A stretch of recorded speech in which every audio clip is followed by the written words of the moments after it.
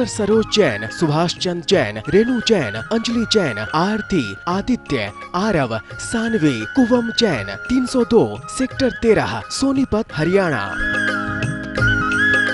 Shri Manak Chand Musharraf, Shrimati Kamla Devi Musharraf, Rakesh, Neetu, Rishabh, Aayushi Musharraf, B123 Sethi colony, Jaipur Rajasthan.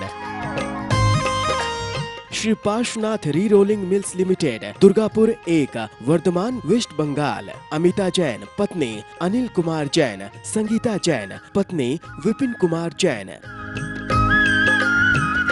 Shri Ashok Kumar Ratanlal Jain, Nutan, Gautam, Prachi, Aditya, doctor सलोनी निरंजन, अरहन, आराध्य Mehta, 49 Balchand terrace, Tardeo road, Mumbai. Shri Sukhvir प्रसाद जैन, श्रीमती राजेश जैन, श्री अमित जैन, श्री दीपक जैन, श्री कुशान जैन, विनय खंड, गोमती नगर, लखनऊ, उत्तर प्रदेश। इस कार्यक्रम के नमन करता है कलावती जैन, आशीष जैन, श्रद्धा जैन, ईशान जैन, मंदसौर, मध्य प्रदेश।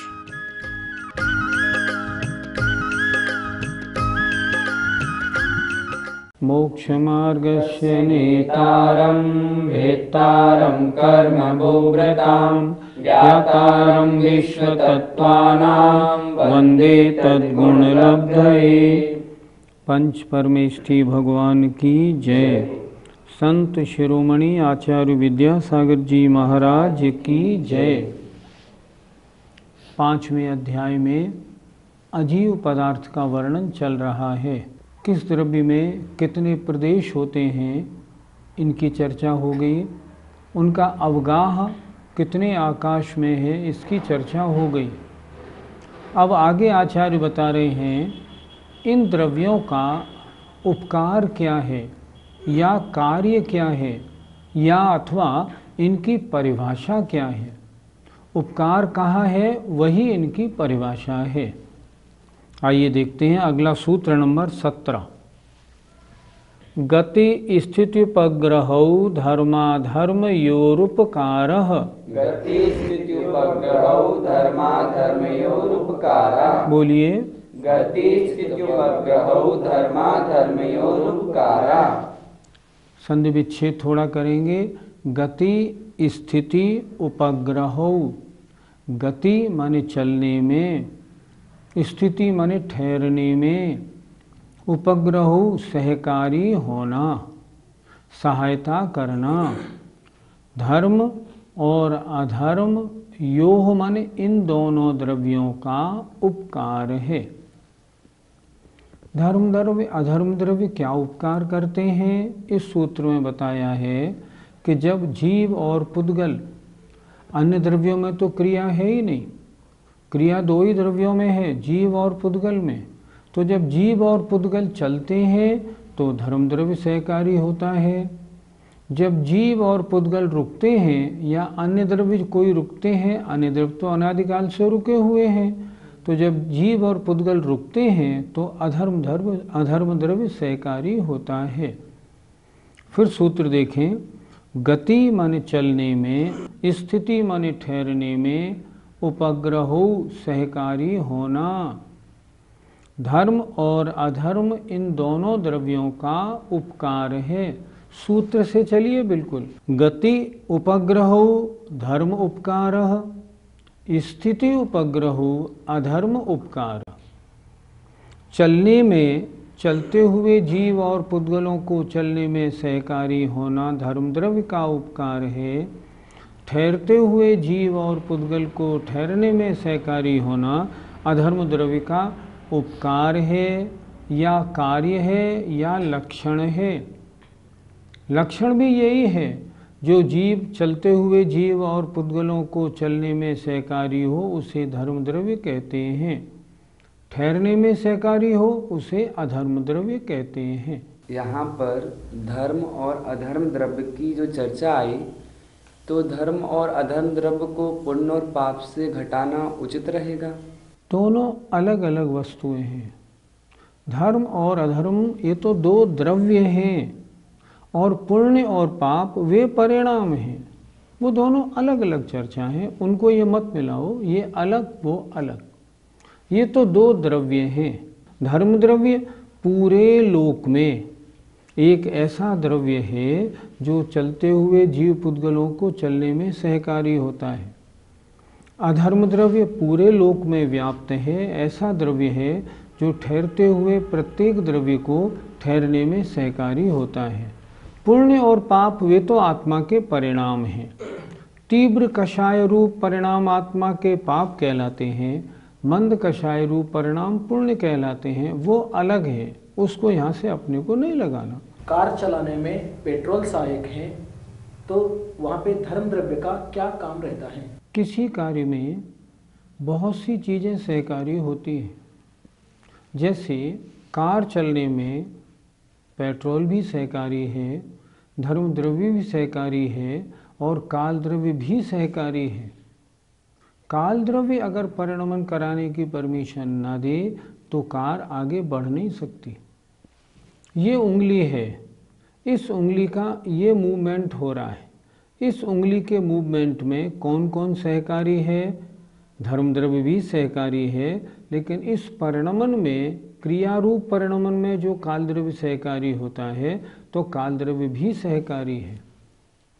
मैं कहता हूँ इंजन पटरी पर खड़ा है, इंजन में बिजली या कोयला पूरा है, डीजल इंजन में डीजल पूरा है, मशीन बिल्कुल ठीक है।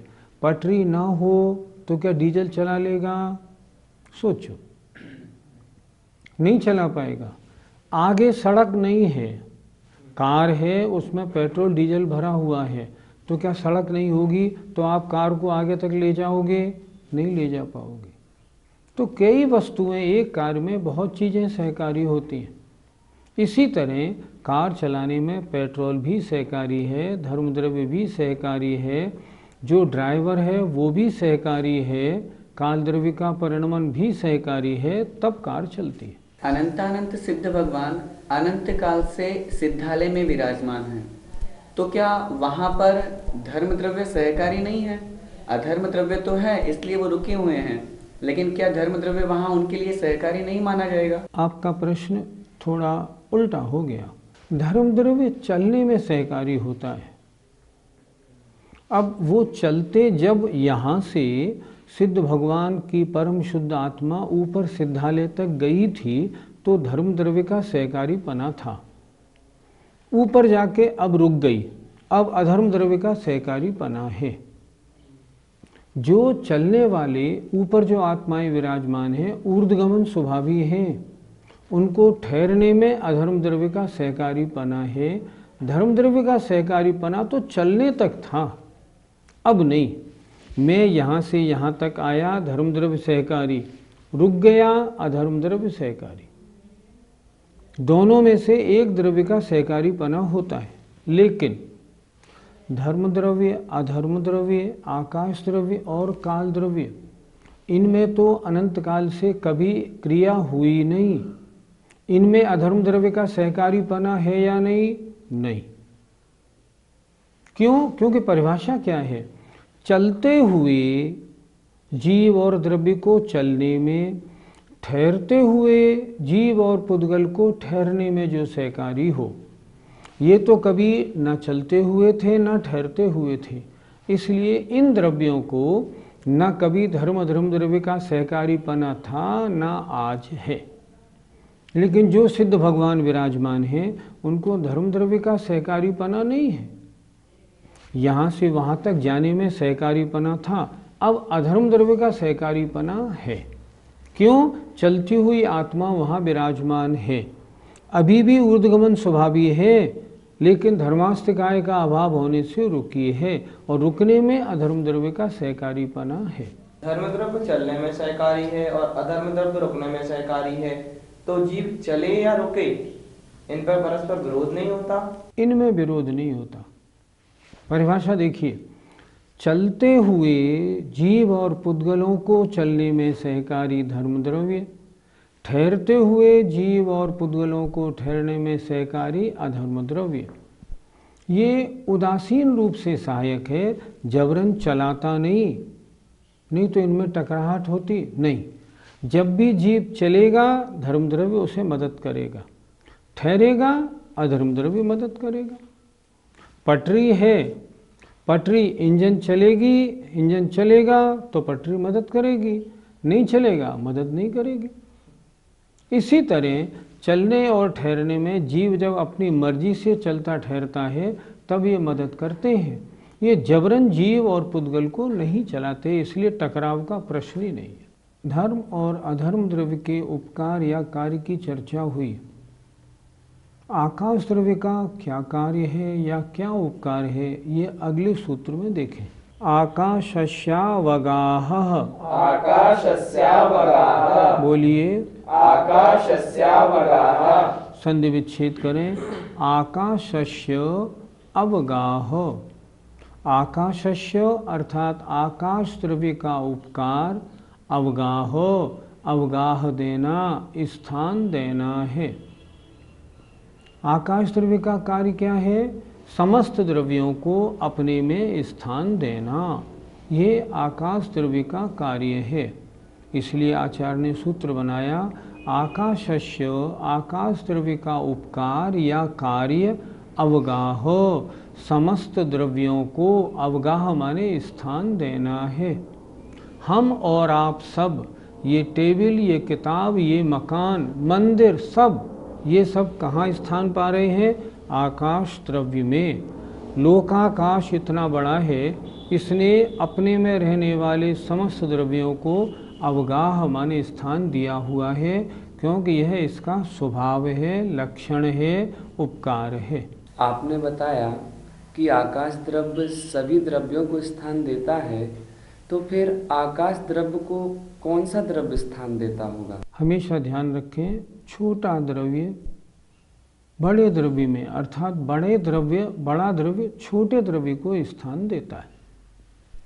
जैसे एक देश में बहुत से प्रदेश होते हैं, प्रदेश में बहुत से जिले, बहुत से जिले में, हर जिले में बहुत सी तहसील, हर तहसील में बहुत से गांव। गांव जिलों को स्थान नहीं दे सकता। उसी तरह सबसे बड़ा द्रव्य कौन है? आकाश। अब आकाश से बड़ा कोई द्रव्य होता तो आकाश उसमें स्थान पा लेता, लेकिन आकाश तो अनंत है, उसके बाद उसके अलावा कोई द्रव्य है ही नहीं, तो उसके स्थान पाने का प्रश्न ही नहीं उठता। आकाश तो स्वयं प्रतिष्ठित है। आकाश द्रव्य का काम सभी द्रव्यों को स्थान देना है, तो यह सिर्फ लोकाकाश में ही क्यों देता है? आकाश द्रव्य तो सभी जगह है, तो सभी द्रव्य सभी जगह पाए जाने चाहिए। हमने आपको पहले भी बताया था इसी पाठशाला में कि धर्म द्रव्य और अधर्म द्रव्य ने लोक और अलोक का बंटवारा किया है। हाँ, जो आकाश लोकाकाश के बाहर है, अवगाहन देने का गुण उसमें भी है, लेकिन धर्म द्रव्य ना होने के कारण कोई भी द्रव्य लोक की बाउंड्री को क्रॉस नहीं कर सकता। और जब बाउंड्री को क्रॉस करके वहाँ नहीं जाएगा मान लो, तब फिर वो किसको स्थान देगा? अलोकाकाश में मात्र एक ही द्रव्य है, आकाश द्रव्य, लेकिन उसमें अवगाहन शक्ति पूरी है। लोकाकाश और अलोकाकाश एक ही द्रव्य है, उसका एक ही गुण है, एक ही स्वभाव है, स्थान देना। लेकिन कोई स्थान लेने वाला हो तब तो दे। धर्म द्रव्य जहाँ तक है वहाँ तक ही द्रव्य जाते हैं, उसके आगे नहीं, इसलिए किसी को स्थान देने का वहाँ प्रश्न ही नहीं उठता। अब उमा स्वामी महाराज बता रहे हैं पुद्गल द्रव्य का उपकार क्या है। शरीर वांग मनः प्राणापानाः पुद्गलानाम। शरीर वांग मनः प्राणापानाः पुद्गलानाम। बोलिए, शरीर वांग मनः प्राणापानाः पुद्गलानाम। इस सूत्र में पुद्गलों के उपकार की चर्चा है। पुद्गल क्या क्या उपकार करते हैं? सूत्र में लिखा शरीर, वांग माने वचन, मन माने मन, प्राणापानाः श्वास का लेना निकालना, श्वासोच्छ्वास, पुद्गलानाम ये पुद्गलों के उपकार हैं। फिर एक बार समझें, शरीर पुद्गल का उपकार है, पुद्गल की कृपा से मिला है। वचन शब्द जो पहुँचते हैं ये भाषा वर्गणा रूप हैं, ये भी पुद्गल का उपकार है। अगर भाषा वर्गणा यहाँ ना हो, हम बोल ही नहीं सकते, ना हम बोल सकते हैं ना आप सुनेंगे।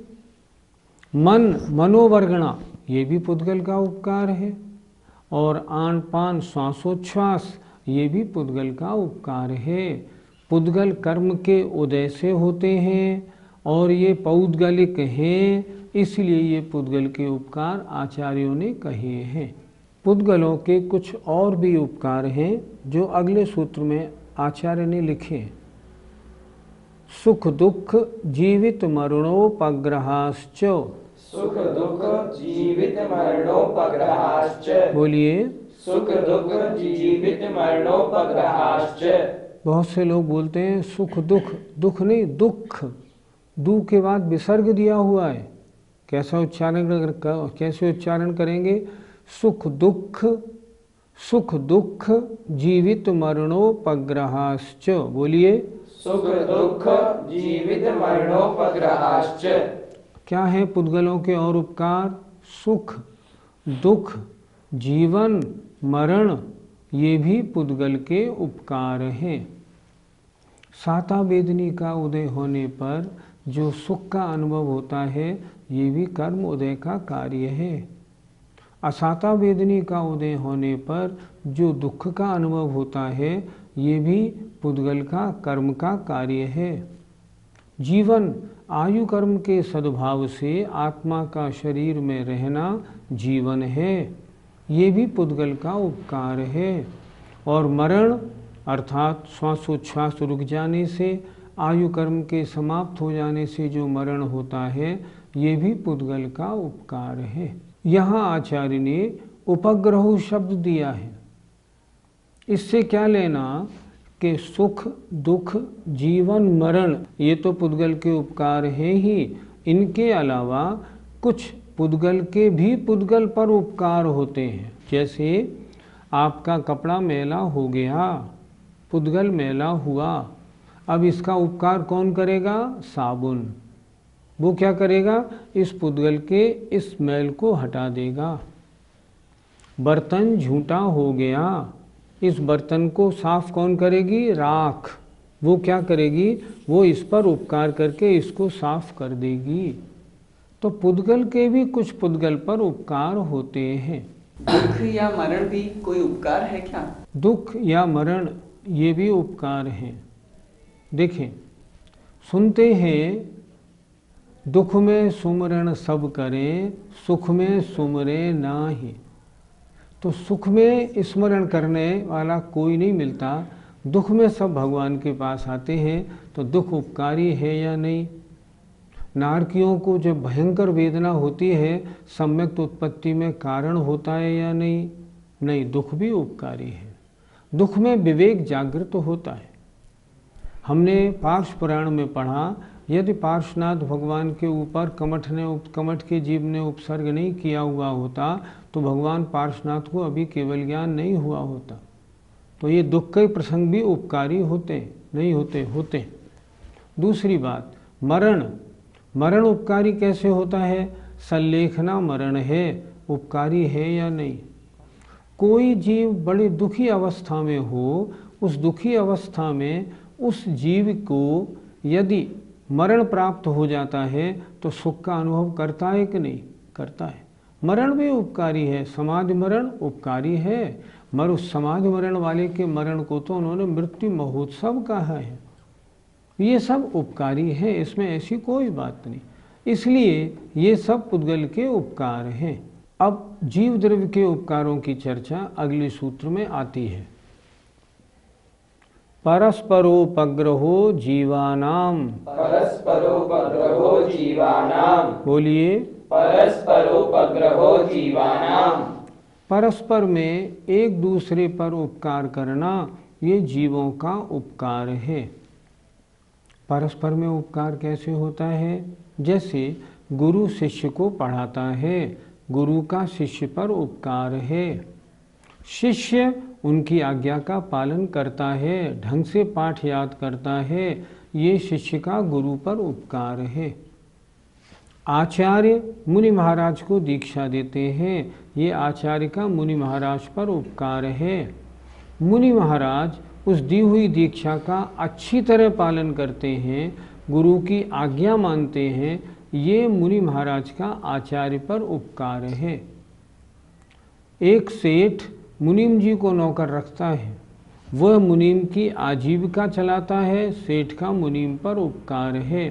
लेकिन मुनीम भी सेठ जी का कार्य निपटाता है, ये मुनीम जी का सेठ जी पर उपकार है।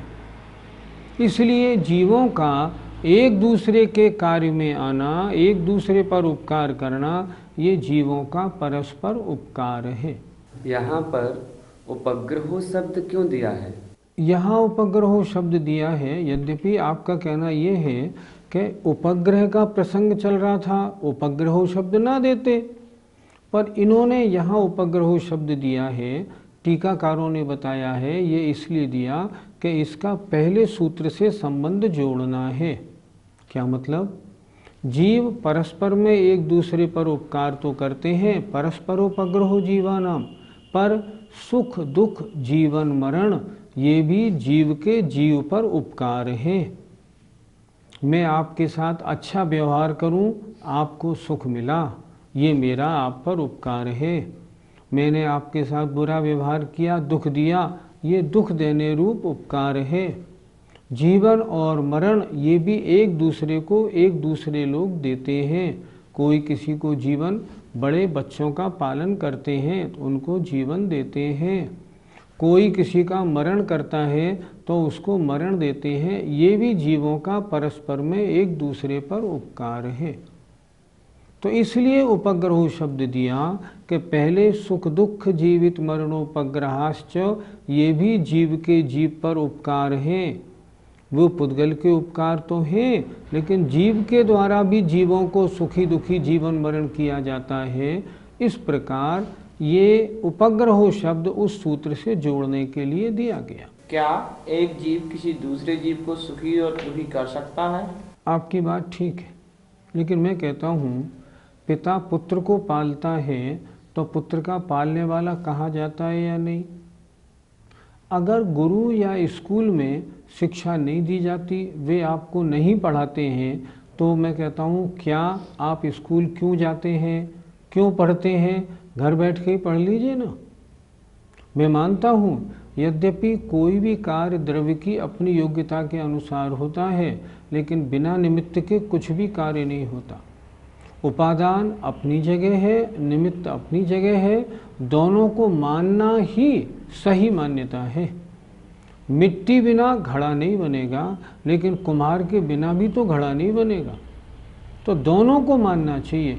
गुरु के बिना विद्या नहीं आती, लेकिन स्वयं की योग्यता नहीं हो तो भी विद्या नहीं आती। इसलिए अन्य निमित्त रूप से अन्य का निमित्त करता है, उपादान करता नहीं हो सकता। ये मान्यता सही मान्यता होती है। कुछ लोग कार्य की सिद्धि उपादान से ही मानते हैं, निमित्त को नहीं मानते, तो क्या उनकी मान्यता सही है? यद्यपि कार्य उपादान से होता है, पर निमित्त भी पूरा हिस्सेदार है। उपादान के 51 नंबर नहीं, निमित्त के 51 नंबर नहीं, दोनों के नंबर 50-50 हैं।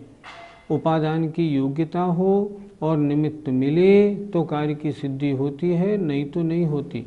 मैं पूछता हूँ, उपादान की शक्ति है, लेकिन बिना केवली और शुद्ध केवली के पाद मूल के छायिक सम्यक दर्शन क्यों नहीं होता?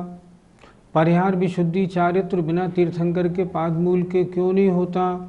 तीर्थंकर प्रकृति का बंध बिना सही निमित्त मिले क्यों नहीं होता? इसलिए निमित्त की भी अपनी शक्ति है। बिना वज्रवशम नाराज सेनन के आत्मा में योग्यता क्यों नहीं आती? शुक्ल ध्यान की नहीं आती, मोक्ष प्राप्ति नहीं कर सकती। उनकी मान्यता ठीक नहीं है। निमित्त उसे कहते हैं जो उपादान रूप परिणमन नहीं करता, कार्य रूप परिणमन नहीं करता, लेकिन जिसके बिना कार्य होता भी नहीं। कार्य रूप परिणमन तो उपादान ही करता है, लेकिन निमित्त के बिना कार्य होता नहीं। इस तरह निमित्त भी कार्यकारी है, ऐसी मान्यता बनानी चाहिए। आज हमने पुद्गल द्रव्य और जीव द्रव्य के उपकार की चर्चा की, शेष फिर देखेंगे। समय आपका हुआ। जय Jinendra. Doctor Saroj Jain, Subhash Chand Jain, Renu Jain, Anjali Jain, Aarti, Aditya, Aarav, Saanvi, Kuvam Jain, 302 sector 13 Sonipat Haryana. Shri Manak Chand Musharraf, Shrimati Kamla Devi Musharraf, Rakesh, Neetu, Rishabh, Aayushi Musharraf, B123 Sethi colony, Jaipur, Rajasthan. Shri Parshvanath re rolling mills limited, Durgapur 1, Bardhaman, West Amita Jain, पत्नी अनिल कुमार जैन, संगीता जैन, पत्नी विपिन कुमार जैन।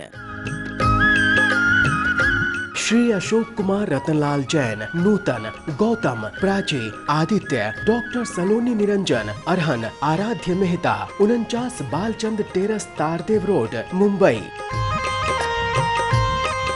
श्री सुखवीर प्रसाद जैन, श्रीमती राजेश जैन, श्री अमित जैन, श्री दीपक जैन, श्री कुशान जैन, विनय खंड, गोमती नगर, लखनऊ, उत्तर प्रदेश।